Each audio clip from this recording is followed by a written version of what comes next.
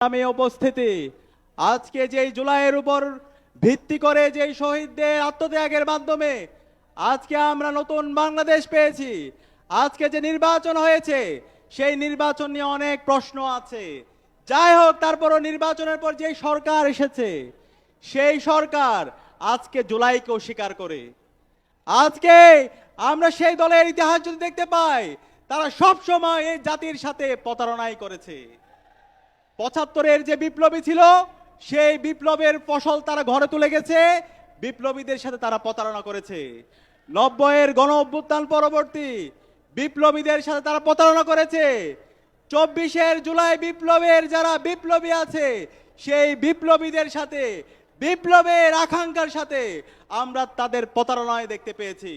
আমরা হুঁশিয়ার করছি, আমরা সাবধান করছি, আমরা দীপ্ত কণ্ঠে ঘোষণা করছি, যেই জমিনে শহীদদের রক্ত ঝরেছে সেই জমিনে ইনসাফ কায়েম হবে ইনশাআল্লাহ।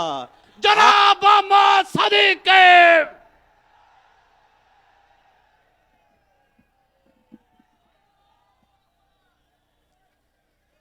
আউযু বিল্লাহি মিনাশ শাইতানির রাজিম। বিসমিল্লাহির রহমানির রহিম।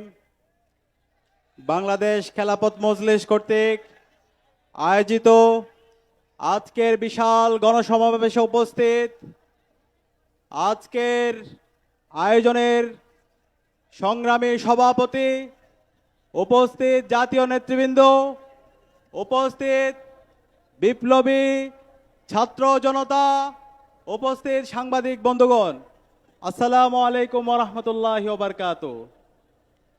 আমরা শুরুতেই শ্রদ্ধার সাথে স্মরণ করছি বাংলাদেশের আজাদী আন্দোলনের সকল শহীদদের, বিশেষ করে জুলাই বিপ্লবের শহীদ আবু সাইদ, শহীদ আলী রায়হান, শহীদ ফয়সাল আহমদ শান্ত, শহীদ ওয়াসিম সহ বিপ্লবের ২০০০ শহীদ ভাই বোনদের, যাদের আত্মত্যাগের মাধ্যমে আজকে আমরা নতুন বাংলাদেশ পেয়েছি।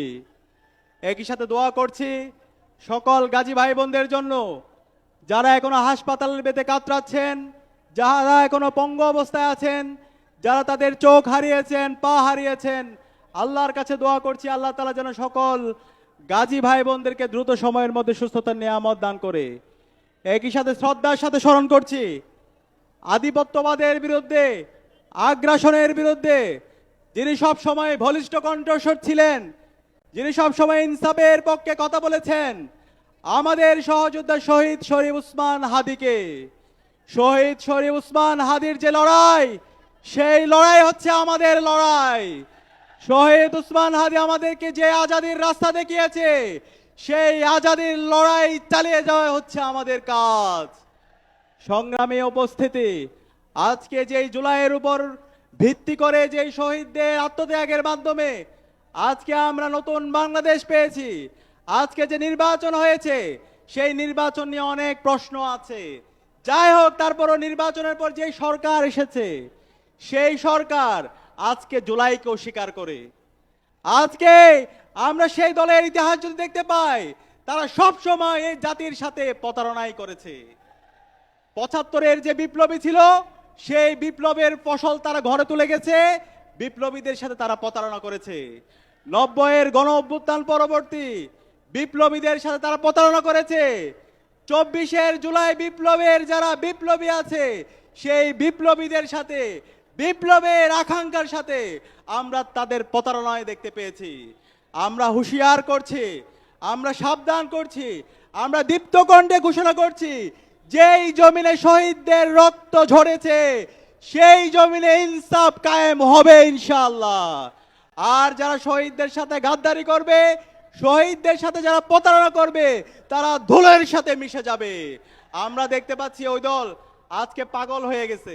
আজকে বাংলাদেশের প্রতিটি ক্যাম্পাসে তারা আবার সন্ত্রাস কায়েম করতে চায়, তারা আবার গণরম গ্যাসরুম কালচার ফিরে নিয়ে আসতে চায়, তারা আবার অস্ত্রের ঝঞ্ঝানির মাধ্যমে শিক্ষার্থীদেরকে আতঙ্কিত করে তাদের রাজনীতি বিনির্মাণ করতে চায়। তাদের প্রকাশ্যে রাজনীতির নামে তারা রামদা নিয়ে, চাপাতি দিয়ে আমার শিক্ষার্থী ভাই বোনদেরকে কুপিয়ে তাদের রাজনীতি বিনির্মাণ করতে চায়। তারা সবসময় মবের কথা বলে। আমরা দেখতে পেয়েছি গতকাল এই ঢাকায় শাহবাগে একজন শিক্ষার্থীর যখন ফেক প্রটোকলের উপর ভিত্তি করে ছাত্র দলের সন্ত্রাসীরা যখন তাকে জবাই করার, তাকে হত্যা করার হুমকি দিচ্ছিল, তার নিরাপত্তার জন্য সে থানায় সাধারণ ডায়েরি করতে এসেছিল। কিন্তু এর প্রেক্ষিতে আমরা দেখতে পেয়েছি ছাত্র দলের সন্ত্রাসীরা সেই থানায় গিয়ে 28 অক্টোবর লীগের সন্ত্রাসীরা লগি বইটা দিয়ে যেভাবে নেককারজনক নৃশংস কায়দায় এদেশের মুক্তিকামী মানুষদেরকে পিটিয়ে নৃত্য করেছিল, ঠিক একই কায়দায় আমরা গতকালকে শাহবাগে শিক্ষার্থীদের ওপর, ছাত্র সমাজের ওপর তাদের নৃশংস হামলা আমরা দেখেছি। এবং এই হামলার পরে যে শিক্ষার্থী তার জীবনের নিরাপত্তার জন্য গিয়েছিল, তাকে 12 ঘন্টা সম্পূর্ণ বেআইনিভাবে পুলিশ হেফাজতে তাকে রেখে হয়রানি করা হয়েছে। আমরা কি আবার একটা পুলিশি রাষ্ট্রের জন্য আমাদের শহীদ এত জীবন দিয়েছে?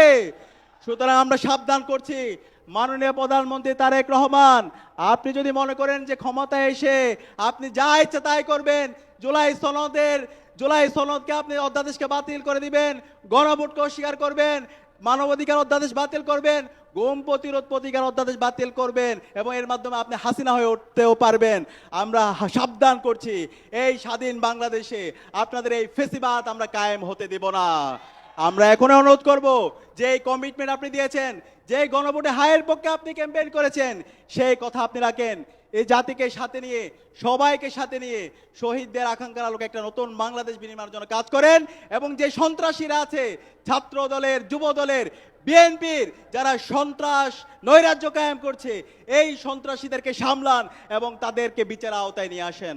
ইনকিলাব জিন্দাবাদ।